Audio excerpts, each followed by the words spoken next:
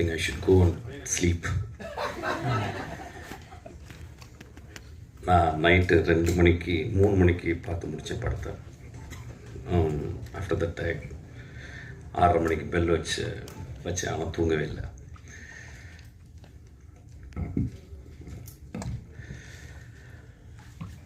இரண்டாம் உலகப் போரில்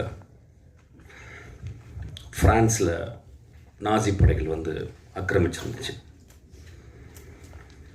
அப்போ ஒரு நாசி ஆஃபீஸர், ஜெர்மன் ஆஃபீஸர், அவர் வந்து பிகாசோனுடைய வீட்டுக்கு போகிறாரு.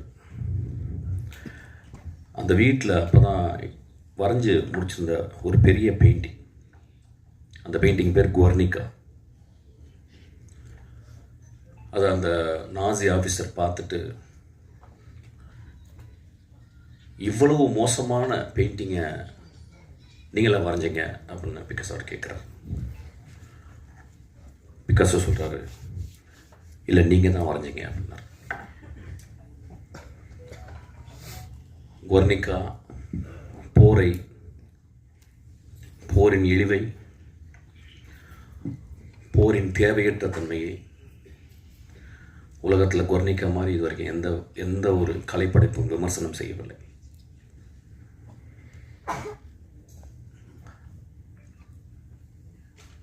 இது வந்து நான் வயலன்ஸ் அப்படின்ற ஒரு புக்கில், ஜிசக்குடைய புக்கில் இப்போ நான் சமீபத்தில் படித்தேன். இந்த மேடையில் என்ன பேச வர போகிறேன் அப்படின்றது வழக்கம் போல் நான் என்ன பேச போகிறேன்னு எனக்கு தெரியல. It is going to be whatever comes, it's going to be again a performance. But it will be a very, very calm performance, not a very agitated performance. ஒரு கலைப்படைப்பு சமூகத்திலிருந்து தான் உருவாகுது. ஆனால் நம்ம சமூகம் கலைப்படைப்புகளை பார்த்து இந்த படைப்பு சமூகத்தை கெடுக்குது அப்படின்ற ரெண்டுமே நடக்குது. ஒரு மோசமான கலைப்படைப்பு சமூகத்தை கெடுக்குது. ஒரு நல்ல படைப்பு சமூகத்தை சிந்திக்க வைக்குது. ஒரு சினிமாவுடைய maximum impact, it can stop people for few seconds to think about life. நம்ம லைஃப்பில் நம்ம வந்து we are very busy always and we are terribly bored. We are terribly bored, that's why we are very busy. We are running, ஓடிக்கிட்டே இருக்கும். அப்போ ஒரு தியேட்டருக்குள்ள ஒரு 2.5 மணி நேரம் போய் உட்காந்து ஒரு படத்தை பார்க்கும்போது, அந்த படம் பார்க்கும்போது நம்மளுடைய சித்தாந்தங்கள், நம்மளுடைய ஐடியாலஜிக்கல், நம்மளுக்கு பிடித்தவை, நம்ம சின்ன வயசுலேருந்து வளர்ந்த நம்மளுக்கு அப்பா அம்மா, இந்த சமூகம், மதம், ஜாதிகள் சொன்ன இந்த சித்தாந்தங்களை அந்த கலைப்படைப்பு கேள்வி கேட்கும்போது, எதிர்க்கும் பொழுது நம்மளுக்கு பெரிய கோபம் வருது. இந்த கோபம் நியாயமானது தான். இந்த கோபம் நியாயமானது. ஆனால் நம்ம நல்லா புரிஞ்சுக்கணும், அந்த கலைப்படைப்பை எடுக்கிற அந்த மனிதன் எப்படியாப்பட்ட படைப்பை எடுத்துருக்கான் பாருங்கள். இந்த 100 வருஷத்தினுடைய தமிழ் சினிமாவை நீங்கள் ஒத்து பார்த்தீங்கன்னா, ஒரு சல்லடையில் போட்டு சலித்து பார்த்தீங்கன்னா எத்தனை படங்கள் தேரும், எவ்வளவு கோடிகள் ஒழுக்கமில்லாத படங்களுக்கு நம்ம வந்து கொட்டியிருக்கோம், எத்தனை மோசமான படங்களை நம்ம பார்த்து கைத்தட்டியிருக்கோம், விசில் அடிச்சிருக்கோம். அப்போ நம்ம மனசுக்குள்ள கொஞ்சம் தர்மத்தோடு பேசணும்னு, விமர்சனம் செய்வதற்கு எல்லோருக்கும் உரிமை உண்டு. ஒரு சொசைட்டி இல்லை எவ்வளவு விமர்சனம் இருக்கோ அந்த அளவுக்கு சொசைட்டி ஹஸ் காட் அ ஃப்ரீடம்னு புரிஞ்சுக்கணும். ஆனால் அந்த விமர்சனம் ரொம்ப ஷார்ப்பாக இருக்கலாம், கிள்ளலாம், சின்ன பின்னில் குத்தலாம், ஒரு சின்ன துளி ரத்தமும் வரலாம். ஆனால் அந்த விமர்சனம் கழுத்தை துண்டிக்கக்கூடாது. அதுவும் ஒரு கலைஞனுடைய கழுத்தை துண்டிக்கக்கூடாது. இந்த படத்தை பற்றி நிறைய விமர்சனங்கள், சென்சாரில் பெரிய போராட்டம் அந்த படத்துலேயே தெரியும். There are many places it is choppy. I could see that it was chopped. அதை சென்சார் பண்ணுறதுக்கு உரிமை இருக்குது. அந்த சென்சாரில் இந்த மனிதர்கள் அதை பண்ணுறதுக்கு உரிமை இருக்குது. அப்படியே அந்த படம் அந்த கலைப்படைப்பு கொஞ்சம் தப்பிச்சிருச்சு. நான் கலைப்படைப்புனான்னு நீங்கள் என்ன சொல்லணும்னா, நான் வருஷா பண்ணது மட்டும் கலைப்படைப்புன்னு சொல்ல, எல்லா படங்களும் சொல்கிறேன். எல்லா தோக்குற படங்களும். என் ஆஃபீஸ்க்கு ஒரு அசிஸ்டன்ட் டைரக்டர் வந்தான்னா, என்னப்பா அப்படின்னா, நான் அசிஸ்டன்ட் டைரக்டர் ஆகணும்னு சொல்லும்போது எனக்கு அவன் மேலே ரொம்ப மரியாதை வந்துடும். ஏன் 2000-3000 தொழில் இருக்கும்போது ஒரு இளைஞன் நான் சமூகத்திற்கு கதை சொல்லணும்னு வரானே, அவன் எவ்வளோ பெரிய கலைஞன். அவனுக்கு சொல்ல தெரியுதோ இல்லையோ, அவனுக்கு சொல்ல வருதோ இல்லையோ, அவனால் சொல்ல முடிஞ்சதோ இல்லையோ, 30 வருடங்கள் ரோட்டிலே இந்த தெருவுகளில் வேஸ்ட் பண்ண, இந்த டீ கடையில் வேஸ்ட் பண்ண அசிஸ்டன்ட் டைரக்டர் எனக்கு தெரியும். என்னை விட வெற்றிமாறனோட அறிவான, ஆழ்ந்த சிந்தனை உள்ள, அன்பினால் உருவாக்கப்பட்ட அவ்வளவு மேன்மையான அசிஸ்டன்ட் டைரக்டர்கள் இந்த ரோடுகள் சாவடித்திருக்கு. அப்போ ஒரு படத்தை நம்ம பார்க்க போகிறோம். இந்த படத்தை எழுதின இந்த குழந்தை ரொம்ப நாளைக்கு முந்தைய ஒரு கூட்டம் வெற்றி எனக்கு அந்த குழந்தைய முத சேரும்போது அப்போ எத்தனை கொண்டு இப்போயும் வளரல, இவ்வளோ தான் வந்திருக்கா. அப்போ வரும்போது நான் பார்த்தேன் அந்த பொண்ணு. எப்பயுமே பொண்ணுங்க சினிமாவுக்கு வரும்போது அவ்வளோ சந்தோஷமாக இருக்கும். ஏன்னா ஆண்களால் அழுத்தப்பட்ட மோஸ்ட் மேல் சவனிஸ்டிக் ஏஜென்சி அப்படின்னா ஐ வுட் கால் சினிமா. அப்போ அதில் ஒரு பெண் வர்றான். ஒரு பூ முட்கள் கூட நடந்து வருது. அப்போ நான் அந்த பொண்ணை பார்த்து, இந்த பொண்ணு நல்லா பிரைட்டாக இருக்கான்னு வெற்றி அப்படின்னு 2-3 புத்தகம் கொடுத்தேன். அதை வெற்றி நேற்று எனக்கு சொன்னான். ஆக்சுவலி இந்த படத்தை பார்க்க போகிறீங்க. இந்த படத்தை 50% பிடிக்க போகுது, 50% பிடிக்காமல் இருக்க போகுது. இதுதான் ஒரு திரைப்படம் செய்ய வேண்டிய வேலை. ஒரு திரைப்படத்தை 100% நல்லா இருக்குன்னு சொல்லிட்டா அந்த படத்தில் உண்மை இல்லைன்னு அர்த்தம். ஒரு படத்தில் 100% நல்லா இல்லைன்னா அது கலைப்படைப்பு சரியாக எடுக்கப்படவில்லை என்ற அர்த்தம். ஒரு படம் 50 விழுக்காடு நல்லா இருக்குன்னு சொன்னாலும், 50 விழுக்காடு நல்லா இல்லைன்னு சொல்லணும், அது நல்ல கலைப்படைப்புன்னு நான் புரிஞ்சுக்கிறேன். ஒருவேளை இந்த படம் அந்த 50 விழுக்காடு நல்லா இருக்குன்னு சொன்னவங்கள மனசுக்குள்ளே வச்சுட்டு 25 விழுக்காடு மட்டும் நல்லா இருக்குன்னு சொல்லலாம். ஸோ 75 விழுக்காடு இந்த படத்தை நிராகரிக்கலாம். ஆனால் அந்த படத்தினுடைய நியாயத்தை நீங்கள் பார்க்கணும். இந்த படத்தை நேற்று இரவு நாங்கள் ஒரு 6 பேர் பார்த்தோம், 5 பேர் பார்த்தோம். அந்த படத்தை பார்த்து முடித்த உடனே லைட் போட்டு வெற்றி எனக்காக வெயிட் பண்ணிகிட்டே இருந்தான். அப்புறம் தூங்கிட்டான். வெற்றி என்னை மாதிரி தூங்காதவங்க கிடையாது, கரெக்டாக தூங்கிடுவான். ஆனால் அதுக்கப்புறம் நான் ஒரு 3 மணிக்கு ஒரு 2:30 மணிக்கு எழுப்பி பேசினேன். அப்போ அந்த படம் முடிஞ்ச பிறகு என் அசிஸ்டன்ட் டைரக்டர் வந்து ஒரு நீண்ட விவாதம் பண்ணாங்க.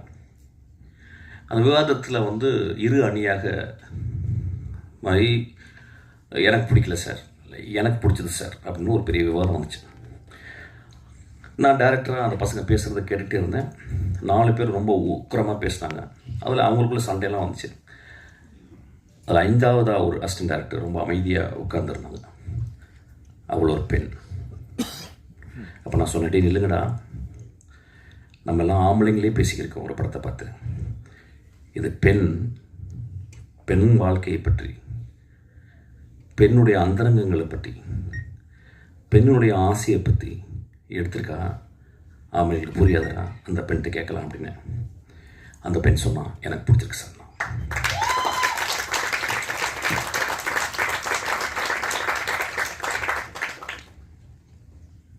இந்த படத்தை ஏன் வர்ஷா பேட் கேர்ள்னு வச்சா, ஏன் குட் கேர்ள்னு வைக்கல? அது கொஞ்சம் ஒத்து பார்க்கணும். அவள் சமூகத்தை விளக்கமாத்த எடுத்து கூட்டுறதுக்காக வரல, விளக்கமாத்தல அடிக்காதீங்கன்னு சொல்கிறதுக்காக வந்திருக்கா.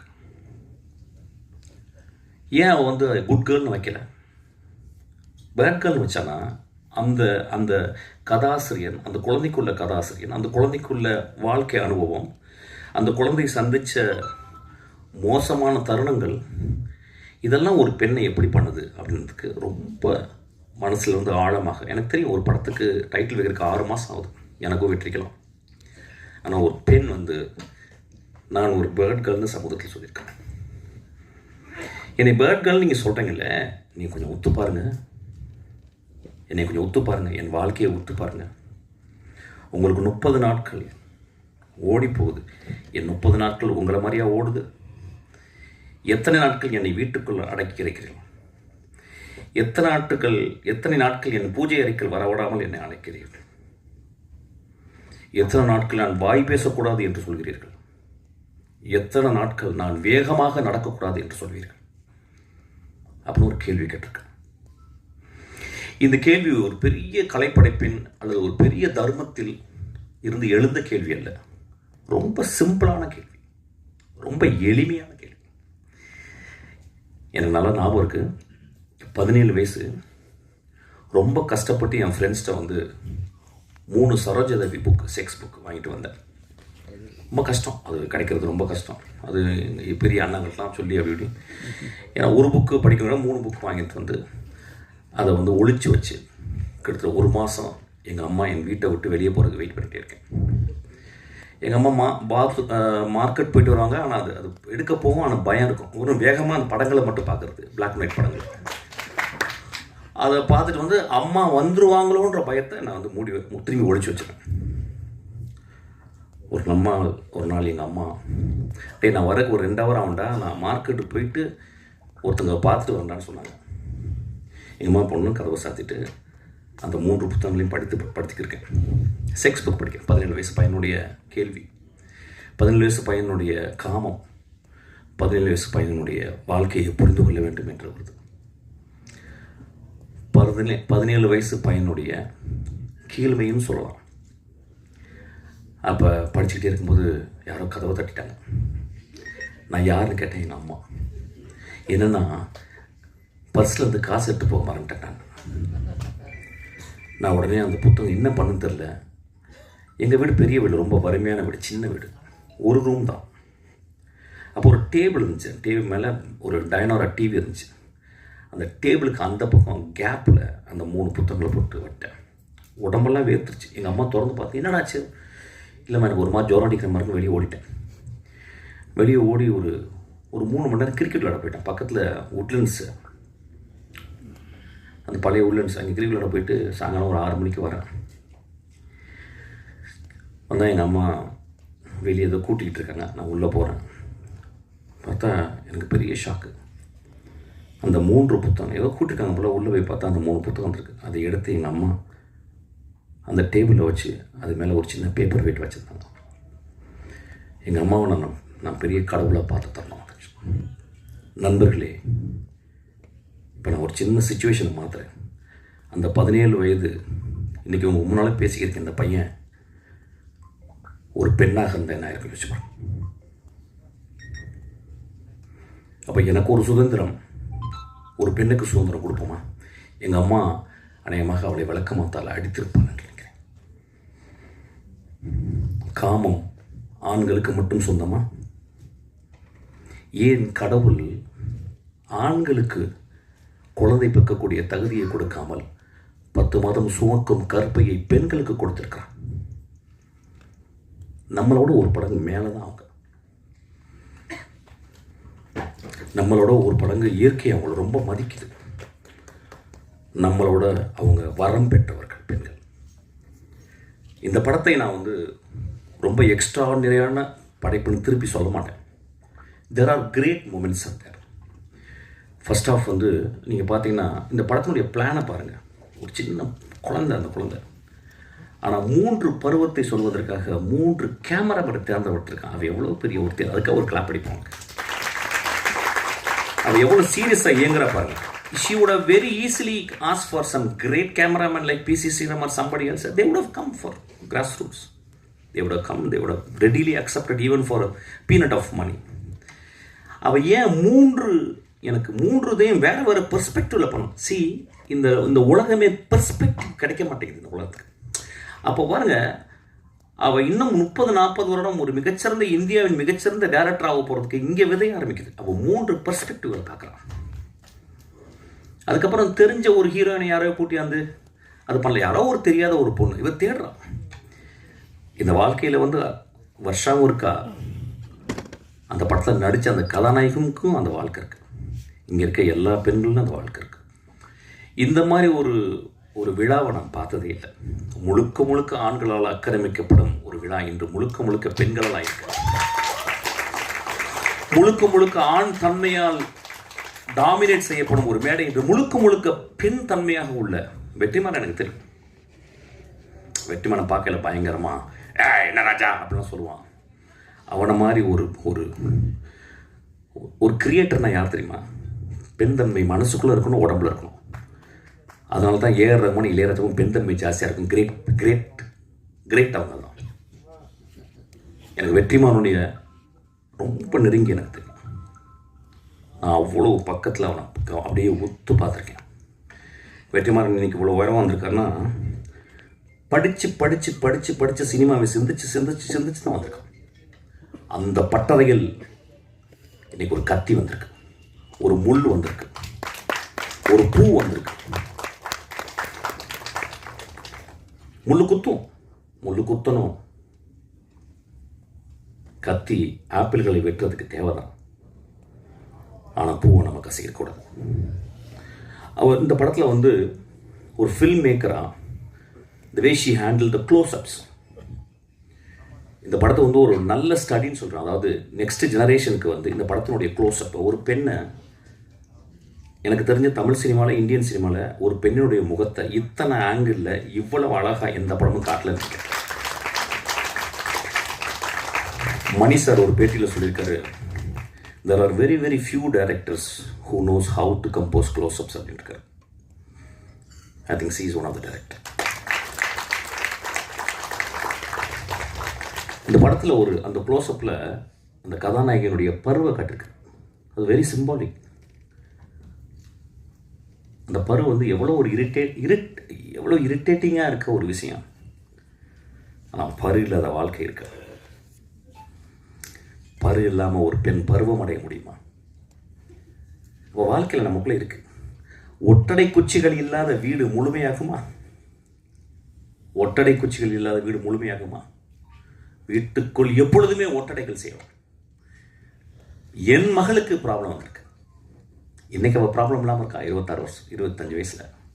இன்றைக்கி என் மகளை பார்த்தா அப்படியே எதை பற்றியும் நான் கேட்குறதில்ல. ஆனால் அவளுக்கு 13 வயது பருவமடைந்தது அவளுக்கு நிறைய ப்ராப்ளம் வந்திருக்கு. நம்ம எல்லாருக்குள்ளேயும் கருணையோடு நம்ம பார்க்கணும். இந்த படத்தை நீங்கள் கருணையோடு பார்க்கணும் நான் கேட்குறேன். வெற்றிமாறன் ரொம்ப சின்சியராக இந்த படத்தை தயாரிச்சிருக்கான்.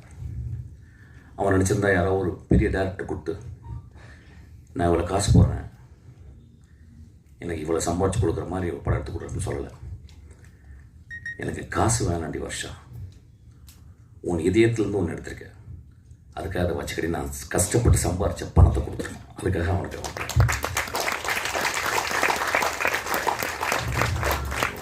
இந்த படம் நீங்கள் பார்க்கும்போது உங்களுக்கு சில நேரங்களில் சந்தோஷத்தை ஏற்படுத்தலாம், சில நேரங்களில் வருத்தத்தை ஏற்படுத்தலாம்.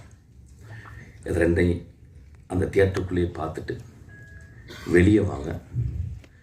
கொஞ்சமாக திட்டுங்க வருஷா. இப்போ என்னெல்லாம் நல்லா கெட்ட வார்த்தையில் திட்டுவாங்க.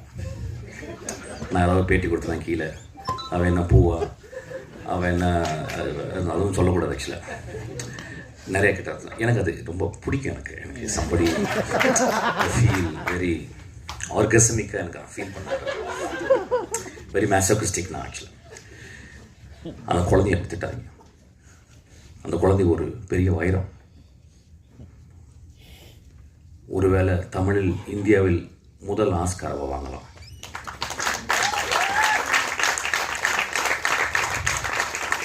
ஒருவேளை அவருடைய அடுத்த படங்கள் நேஷனல் அவார்டு வாங்கலாம். வெற்றிமாறன் அவன் ஏன் இந்த படத்தை சொல்லலான்னு நம்ம நீங்கள் பார்க்கணும். ஏன் சொல்கிறேன், அவன் ஏன் வந்து சார் ஓப்பன் பண்ணால் ஒருத்தர் வரீங்க சார், அப்படியே ஆடுறீங்க சார், விசில் அடிக்கிறீங்க சார், ஒரு 2 பொண்ணுங்களை லவ் பண்ணுது சார், ஒரு அம்மா சென்டிமெண்ட் சார், அதுக்கப்புறம் மிஷ்கின் சார் படத்துலேருந்து வர மாதிரி ஒரு குத்துப்பாட்டு சார், அதுக்கப்புறம் வந்து ஒரு 300 பேர் அடிக்கிறீங்க சார், அப்புறம் சார் அப்புறம் எதுக்கு பார்த்தீங்கன்னே தெரியாமல் நீ வெளியே போயிடணும் சார் சொரிஞ்சுக்கிட்டே. இப்படி கதை பண்ணலை. அவன் என்ன பண்ணுறான், என்ன முதல் கதை இருக்குல்ல, முதல் கதை வந்து முதல் குழந்தை மாதிரி. அது சில நேரம் மோஸ்ட் ஆஃப் த டைம் சவள குழந்தைங்கள தான் வரும். ஆனால் அந்த குழந்தைய ரொம்ப பத்திரமா, முதல் குழந்தை எந்த குழந்தை பெக்கணும்னு எடுத்து பெற்றிருக்கான் அந்த தாய். அதை பட ரிஸ்க் தான். அவள் தான் பெருந்தாய். ஏன்னா அவள் சமூகத்தை ஏமாற்ற வரல. சமூகத்தில் அப்படி சுரண்டி கொடுத்து, அப்படி வருடி கொடுத்து, அப்படியே எண்ணெயை அப்படியே இறகுல தொட்டு வருடி கொடுத்து நான் படத்தை ஹீட் பண்ணி, நான் அடுத்தது இதில் 25 லட்சம், அதில் 40 லட்சம், அடுத்தது 2 கோடி ரூபாய் போகணும் அப்படின்னு அவன் என்ன இல்லை. அவள் தன்னை சுருக்கி கொண்டு ஒரு நத்தை போல் சுருங்கி தன் வாழ்க்கையை முதல் நாள்ல இருந்து 32 வயசு வரைக்கும் என்ன நடந்துச்சு அப்படின்றத ஒரு கேமரா வச்சு எடுத்திருக்கா. அதை அந்த எடிட்டர் அம்மா கட் பண்ணி 1 hour 55 நிமிஷம் கொடுத்துருக்காங்க உங்களுக்கு. It was her own life, R it was her own dearest friends life. அதை நம்ம ரெஸ்பெக்ட் பண்ணணும், அதை நம்ம புரிஞ்சுக்கணும். நல்லா யோசிச்சு பாருங்க, எவ்வளவு மோசமான படங்களை நம்ம பார்க்கணும். அந்த படத்தை நம்ம குழந்தைங்களை கூப்பிட்டு பார்க்க முடியுமா? நம்ம மனைவியை கூட்டு போய் பார்க்க முடியுமா? நம்மளுடைய தங்கச்சியை கூட்டு போய் பார்க்க முடியுமா? எவ்வளவு விரசமான, எவ்வளவு மோசமான இந்த படத்தில் விரசம் இருக்கிறது. அந்த விரசத்தில் விரதம் இருக்கிறது. அந்த விரசத்தில் தெய்வீகத்தன்மை இருக்கிறது. ஒரு குழந்தையினுடைய படத்தை நீங்கள் பாருங்கள். இது ரொம்ப முக்கியமான படம்னு நான் சொல்ல மாட்டேன். ஆனால் நிறைய சாக்கடைகள் படங்கள் எடுக்கிற இடத்துல இது ஒரு சந்தன கட்டை.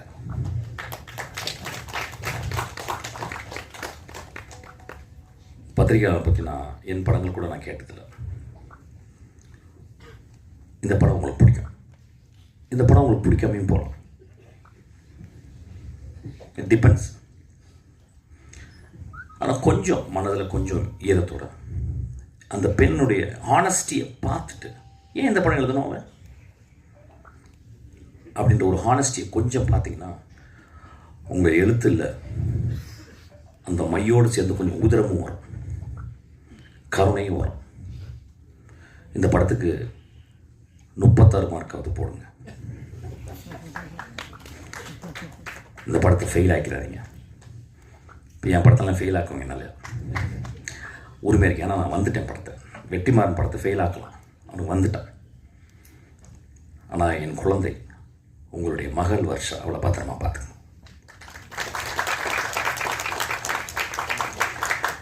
தேங்க்யூ. ரொம்ப அமைதியாக பேசிட்டேன்ல. ஓகே, அடுத்து நான் ஒரு ரிக்வெஸ்ட். இதுதான் கான்ட்ரவர்சி. இது வெற்றிக்கு ரொம்ப நாளாக வாடிவாசல் வரணும்னு எதிர்பார்க்குற ஒரு ஆடியன்ஸில் நானும் ஒருத்தன். ஏன்னா கிட்டத்தட்ட 60 வருடங்கள் தமிழில் இலக்கியம் என்று கருதப்படுகிற ஒரு பொன்னியின் செல்வனுக்கு 60 வருஷத்துக்கு அப்புறம், 65 வருஷத்துக்கு அப்புறம் மணிரத்னம் சார் அதுக்கு உயிர் கொடுத்தாருன்னா அது ஒரு வேறு வெர்ஷன் ஆஃப் ஒரு மீடியத்தில் கொண்டு வந்து அது ஒரு எக்ஸ்ட்ராடினரி விஷுவலாக ப்ரெசென்ட் பண்ணார்.